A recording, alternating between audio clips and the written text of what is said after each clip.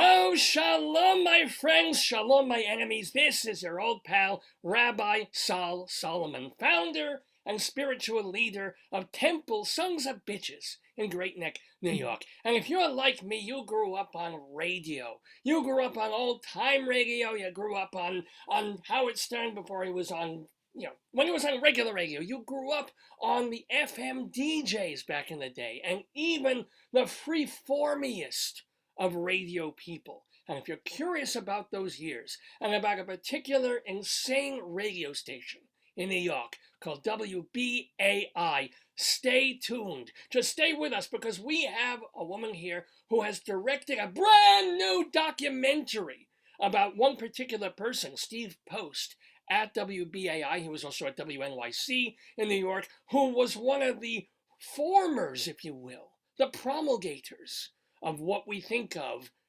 freeform radio. But this woman, Rosemarie Reed, she also has documentaries about all sorts of delightful things like thalidomide and Russia and cancer. And oh my God, this is the happiest movie she's probably made out of all of them. So welcome and shalom to you, Rosemarie Reed. Thank you for joining us. Shalom. Shalom to you. Shalom, welcome, thank you. So, this is a little bit out of your usual wheelhouse as a documentary filmmaker because you usually do, with spying and the one about the Holocaust. We got to talk about that, but suddenly like FM radio. Why? Well, I grew up on FM radio. I was a part of FM radio. I got my first job in communications in radio at WBAI, and Carol Ratner, who was also a part of this film, she also got her first job at WBAI, paid job by Steve Post. He was the one who gave us our jobs. Okay, Lucky stop us. I will, because now I want to know when was this and what was WBAI like when you were physically there? Well, I came in later. I came in very late 70s, early 80s. Carol was there a little earlier than I was, and Steve came really early. He was there at 1964. He was really at the beginning stage. And one day, Carol and I were just talking, and I said to her, Carol, it's really interesting, but Steve gave me my first job in radio. And she said, so did I. So did he give me my first job. And I said, well, maybe we should do a film someday. And that's how it started. And through Carol's abilities to fundraise, we got the money. And this is a full-length film. It's like 80-minute documentary, right? 90 minutes. It's 90 minutes. So how long from this, I mean, you had the idea many years ago, but when you said, oh, I'm really doing this documentary, right, from that to securing all the archival footage, getting all the interviews, schlepping around to where people live now when they weren't, I don't know if they're all in New York still. How long did that take? And what was 4 years. 4 years. 4 years. Remember, the pandemic was part of that too. So it really was more like 3 years, but it was stretched over from the time we conceived the idea till we actually got it done last July. It was total of 5 years, but 4 years, 3 years and a few months of actually working. And the interviews happened over a period of time. And everybody, by the way, wanted to be interviewed there. I'd never had any trouble. Before I even said my complete sentence, they would say, of course I'm going to be on camera in your film. It's all about Steve. People came back twice, And when you sit down and you start to put it all together with an editor, and you start to see, well, let's look at this, let's look at that. We went to all the different archives like Getty Images, Shutterstock, Pond 5, Alame, Oddball, you name it. And we set up accounts in all of them, and we begged people to give us good prices, and they did. They did. What is a good? You always see if you go Googling for anything now, Getty Images. It's like, what is a good price for a Getty image? I'm curious. Well, they asked for $500 per shot. I could never afford to pay. That's outrageous. So I negotiated down for different things, different amounts. Sometimes it's $125. And sometimes it's $300, but it's better than $500.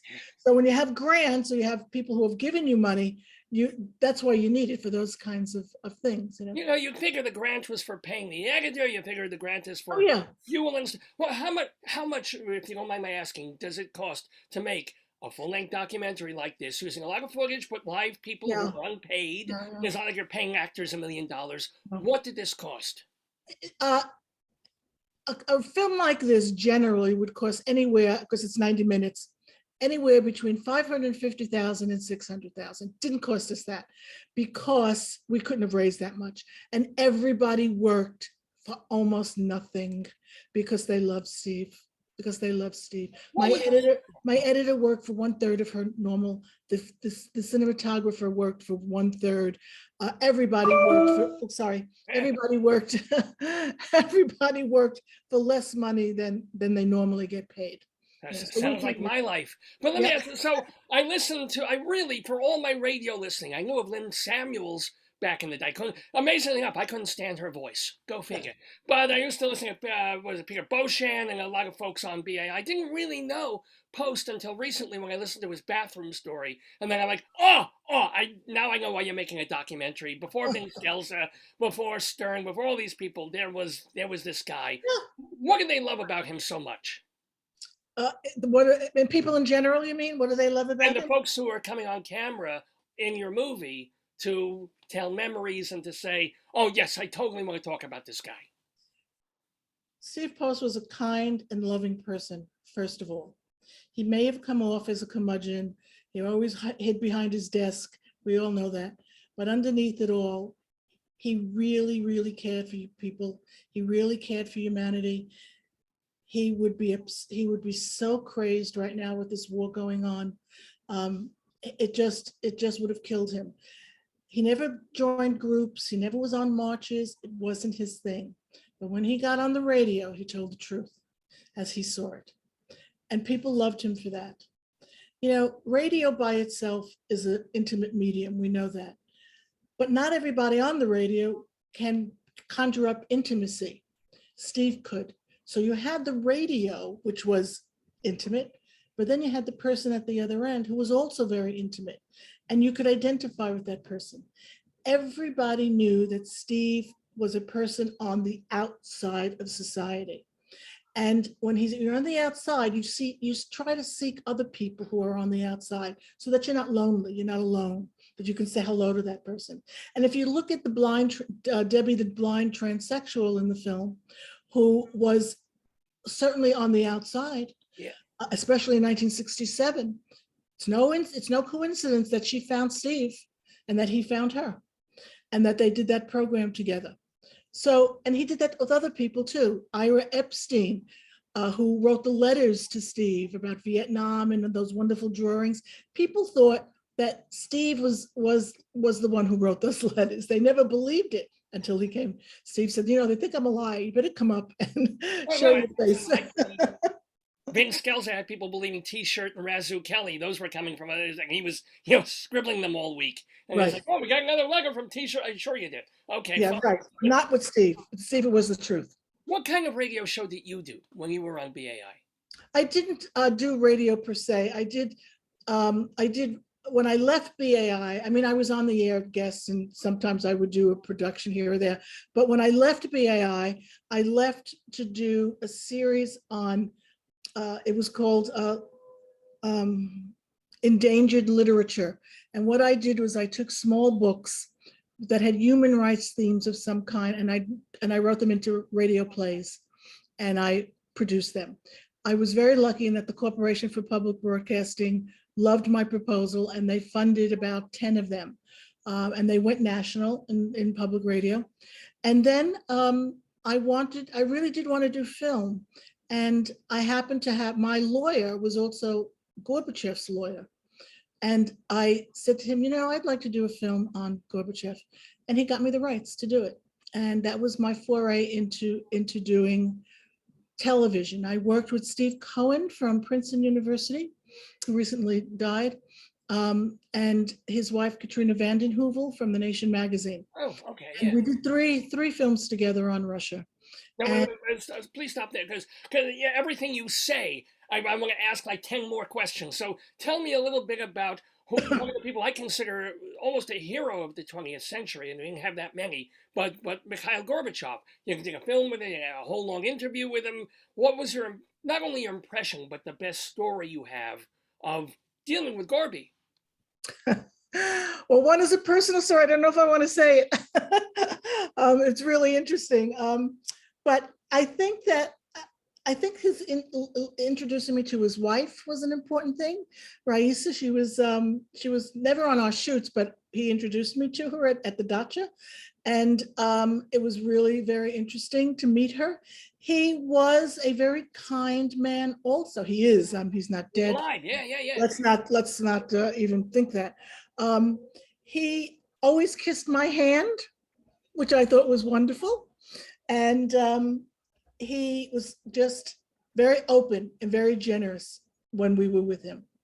All right. Oh, well, that's lovely to hear, quite honestly, because you want. And here's a story. Here's a story for you. Yes. Okay.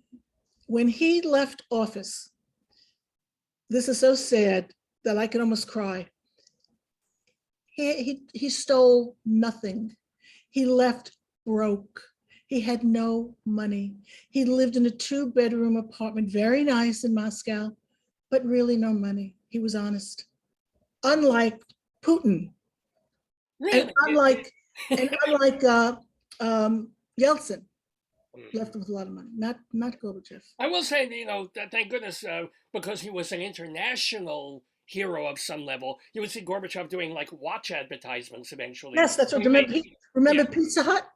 He did a Pizza Hut commercial. He did not. Yes, he did. He was so in need of money.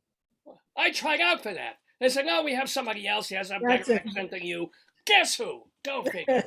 Now, the other documentaries that you did with the Van den Heuvel and the Cohen, was that the Holocaust one, or which ones did you do with them? All the Russia ones: A Widow of the Revolution and Russia Betrayed, and Conversations with Gorbachev. It was a trilogy. Yes. Well, where? I mean, could you see what is happening literally now with Russia and Ukraine? Coming 20, whatever, however many years ago you did these? No, because I couldn't. I mean, I'm not a Russia expert, but I couldn't see it because it was just at the point where the Soviet Union fell apart. So, and then they all went, those satellite states, they all went off to their own. Some of them went to NATO, some whatever. I couldn't see it. I could never see it, but maybe Steve did. I don't know. I don't know what it would have been. Now, tell us another story about this, because you've got this movie. It's about WBAI and this particular guy, Steve Post. First of all, don't tell the bathroom story, because anybody can go on YouTube and listen to him for 20 minutes tell this hysterical, wonderful story about just needing a bathroom break before going on the air, and what he went through and what goes through the mind of a broadcast person. Right. Nothing's more important than getting to the mic. We'll get that story somewhere. What is the story that you love most about Post, or one that you couldn't put in the film because of time? Not only because of time, because the stories were no longer there, or because they were half recorded. So there's a story where he, pardon me, where he goes to somebody, it was Paul Krasner, who tells him that Lenny Bruce needs a typist, and Steve was a great typist, and Lenny Bruce needed to type up his depositions because he had a court case coming up, First Amendment issues, and Steve was hired to do that work. He probably got $1 an hour, but so he did it, and he always said he learned so much about the First Amendment because of that job with Lenny Bruce, and he was a First Amendment purist. There's no doubt about it.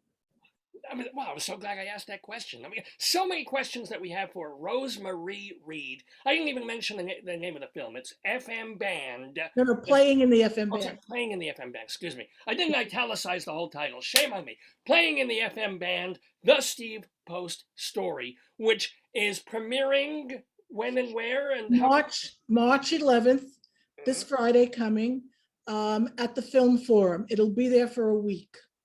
And then have you made? And Saturday night, Friday night is the premiere, 7:00. That's completely closed out. But Saturday night at 7:00, I will be there to do a Q&A with Carol Ratner and someone else, Janet Coleman, who's in the film. And so if people want to come, there are seats available. But beyond that, I'm talking like, okay, so Film Forum, is it going to go on the festival circus? Or are you trying to make a deal with Netflix or Amazon or Apple? We're trying to get a distributor, and we think we have one. But it'll be on different streaming devices and about six theaters around the country. Of course, there's international distribution. I don't know if this film would ever do well just internationally, like my other films did. But there's been some interest in the theater in Bridgeport, Connecticut. That we've applied to many of the film festivals, so we're waiting to hear. And it'll be in more places, and certainly it will stream at some point.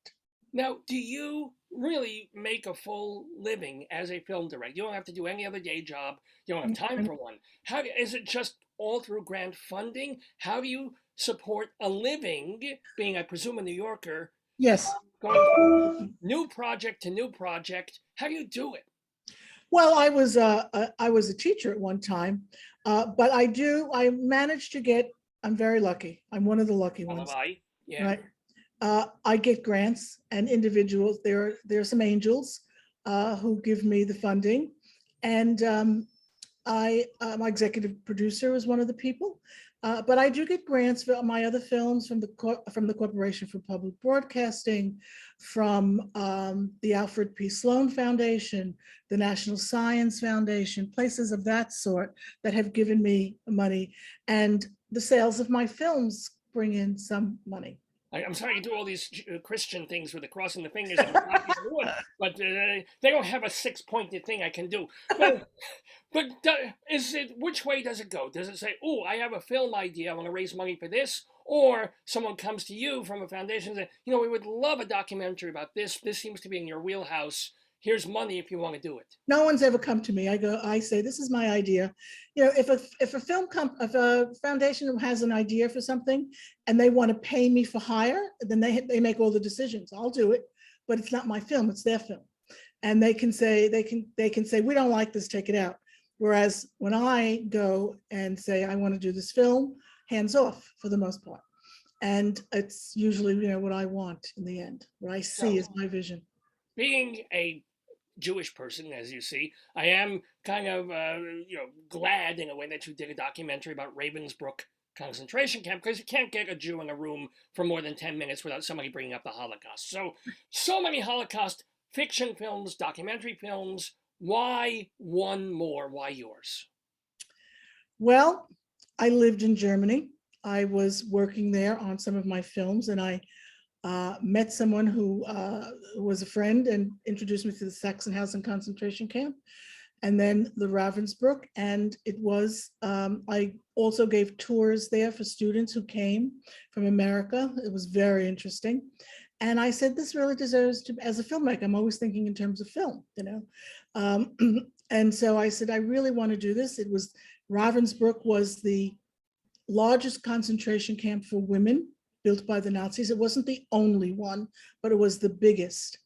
It was obviously, as in many of the camps, medical experiments went on, but just like a few other concentration camps, it was a brothel. Imagine, yes, it was a brothel. No, I get it. Yeah. And it was where for the German soldiers, in other words, who it was the capo or who? It was basically to get men in Sachsenhausen and other places to work. They would get these little tokens. Remember, it was against the law for Germans to sleep with Jewish women. So they would get tokens. You want cigarettes, you want candy, you want this, you want sex. And so some of the men, or many of the men, I don't know the numbers, chose the sex. And it's pretty spelled out because women left letters behind, and I use some of those letters to write, to voice what they went through, what it was like for them to go through these brothels. And it was where it was the place, it was maybe the only place where the women guards were trained. Ravensbruck trained 2,500 women guards that were deployed to Auschwitz and other places. And they were trained there. They were horrible. They, in some ways, might have been worse than the men in many cases. You always hear that, Ilsa the she-wolf. You always hear. Yes, that's right. Yeah. Right.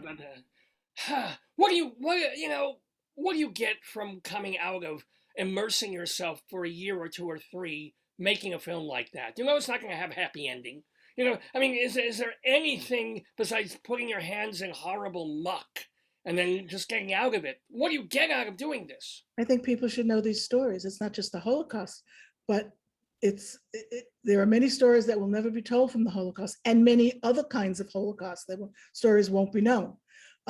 I gravitate towards these stories because I think people should know about them. I think they should understand history and know history, and so many people just don't want to know it at all. And I feel very bad about that. The history is very, very important. I'll tell you a quick story about the Ravensbruck case. I had done some shooting there, and I had my tapes in my closet in my house, right behind me, in fact. And I just moved into this apartment, and I put everything up away. And maybe I was here 3 or 4 months. And one night I couldn't sleep. I just could not sleep. I said, I got to raise the money for this film. Where am I going to raise the money? How am I going to do it? Blah, blah, blah, blah, blah. All of a sudden I hear bang in my living room, and I jumped up. I got out of bed. I'm looking around, and I'm saying, what is this? Looked in the corner, and there on the floor were all my Ravensbruck tapes. They had fallen off the shelf. That I don't know how. It was there for 3 months. And why the night that I'm thinking about it? So it stuck with me. Those women somehow said to me, you better finish this film. We want you to finish this film. It was the most amazing experience of my life. There was no reason for those tapes to fall, and they did. Isn't that's a story? No, that's pretty exceptional. And it's the truth. One thing that happened the week that we are talking is that, astonishingly, like going back to speaking of Russia, they were bombarding, they were sending missiles into a nuclear facility in Ukraine, and somehow did not blow up the world yet. I don't know. Yet. But you did is the key word. Movies about nukes. What should we know from your research, from your films, about, like, if they accidentally happen to blow up a core reactor? I mean, what are we worrying about? Or We're dead. We're dead. We're dead. Yeah, okay. I mean, if that happens, Europe is gone, and the economy is gone. Everything is gone. There's not enough. If all of Europe were to go, or a portion of it, I don't even think there's enough medical supplies to really understand, to really take care of everyone. So Russia is really got us by you know what, because we really are at their mercy at this point. We've got to do something. Well, let me ask you. It frightens me. It really frightens me what Russia can do and is threatening to do. Yeah, but we can do it too. We just choosing not to. Right, because we're the same people. Yeah, we're the same people. Yeah, at the moment. Okay, but here's the question. You, I'm sure, are an avowed lefty, if you will, being on BAI, doing all these documentaries about important social matters. How are you not at this point an embittered 60s, 70s radical-esque person looking at the world like everything we did at Woodstock, everything we talked about on the air, all the rallies, all the marches, all the nothing. We're going to lose abortion. We're going to lose this. How do you not just go, oh, fuck it? Well, some of that I wasn't around for. I was too young to go to, I did go to Woodstock because my aunt took me, but I was too young for that. But certainly the fight for the ERA, the fight for abortion rights, all very important to me. It's true. You can't give up, because if you give up, they win. And if you don't have some united front, it's just not going to happen. I'm hoping, of course, that the younger generation will follow in our footsteps. Some will, a lot won't. It's a different world.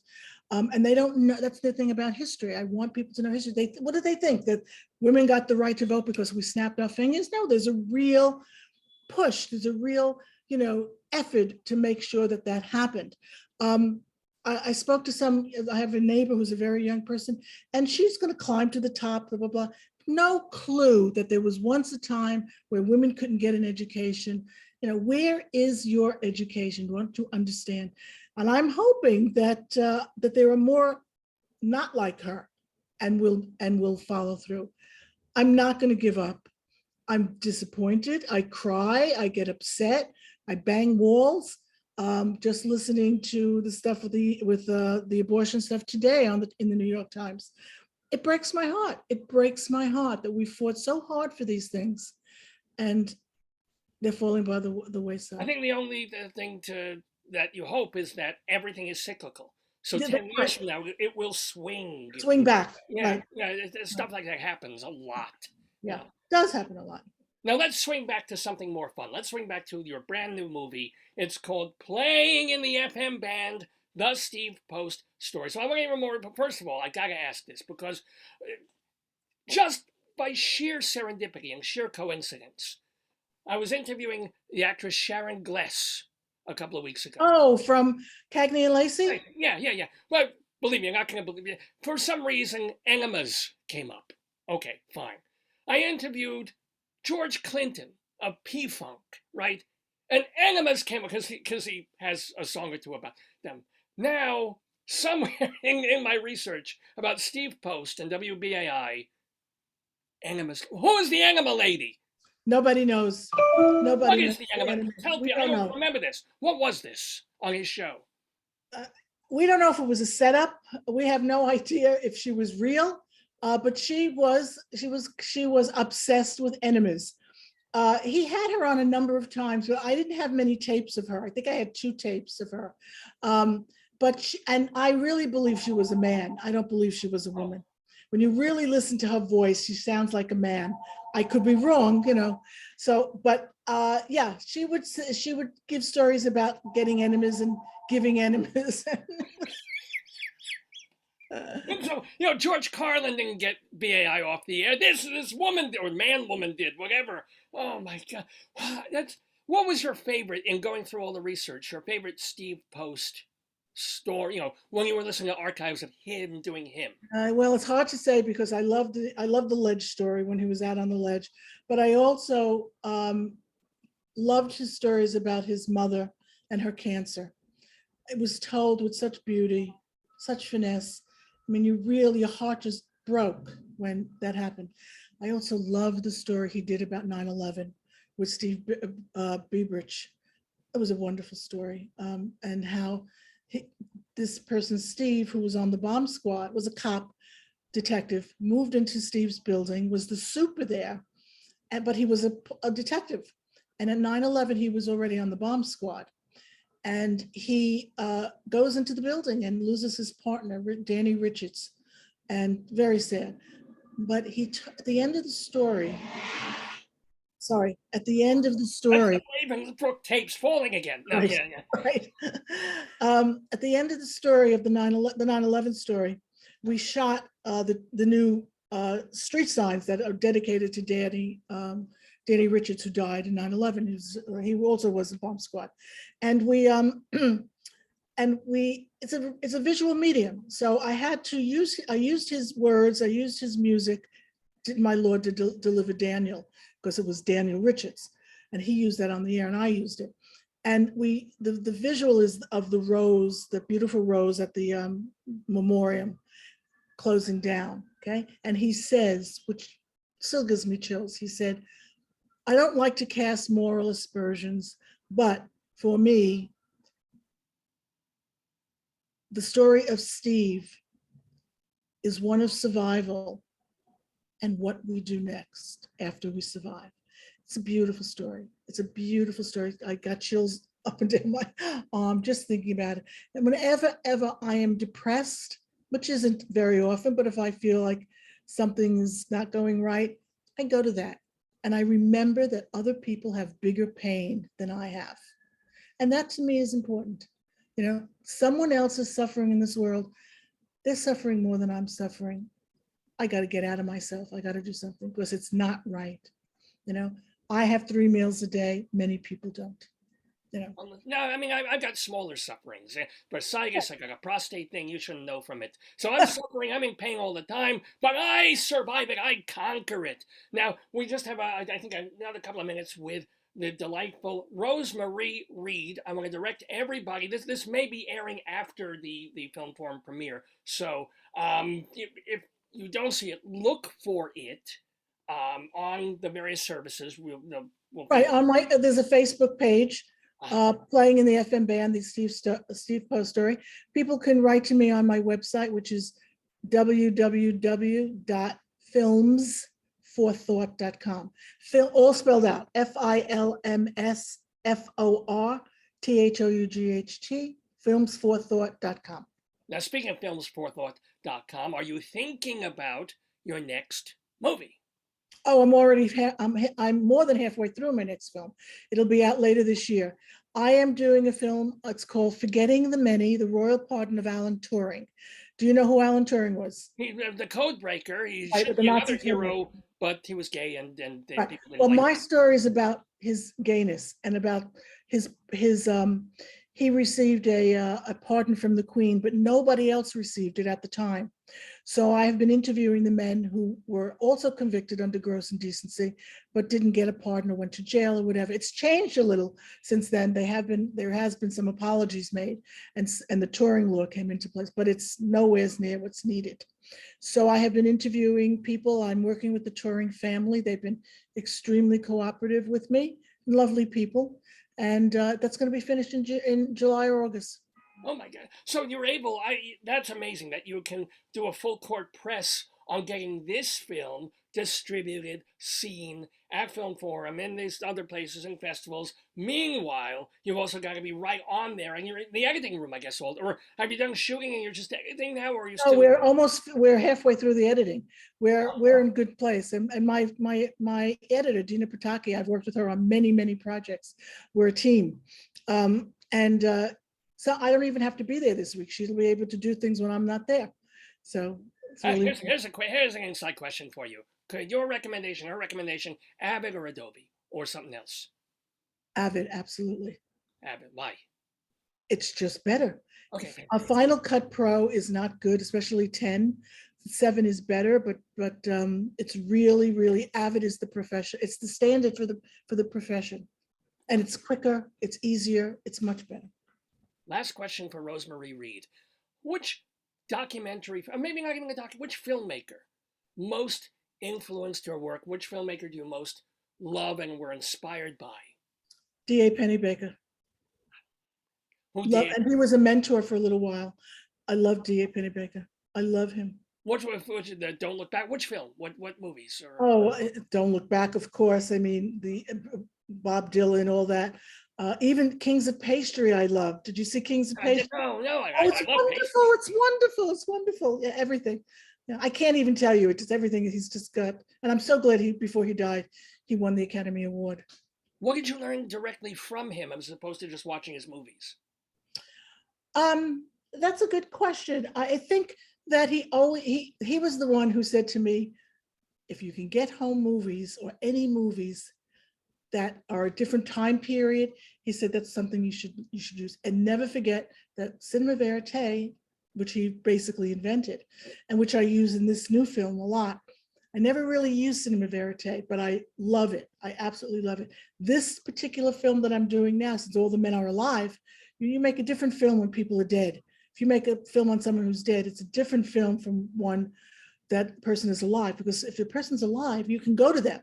You can say, I don't understand this, or let's do this, let's do that. You can't do that.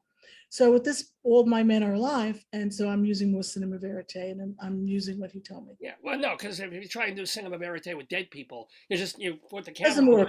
Doesn't work. You get very disappointed. Yeah, it's Frederick Wiseman or Warhol at that point. It's just like, and you just see the light changing over 17 hours. It doesn't do anything. It's not. But everybody, please try and go see Playing in the FM Band, the Steve Post story. Can they also, I should mention, from your website, see your other earlier movies, the one about nukes, the one about, I didn't even talk about thalidomide and Ravensbruck and all of that. You can write to me. They're for sale. I sell them on streaming, not very expensive at all. I don't want to gouge people.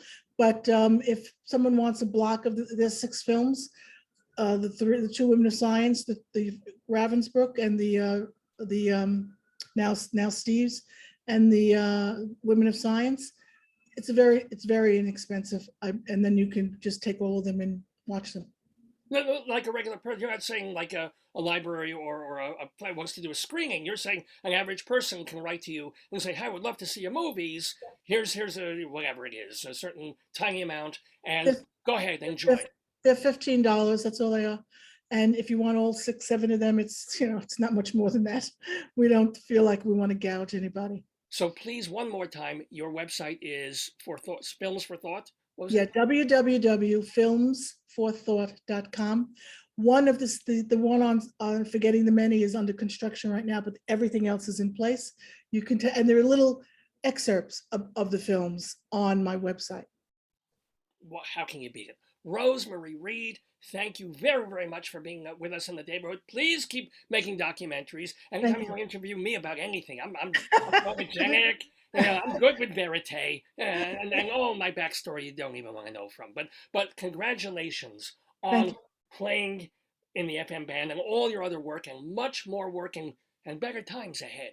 Yes, I hope so for all of us. Thank Shalom. you. Shalom.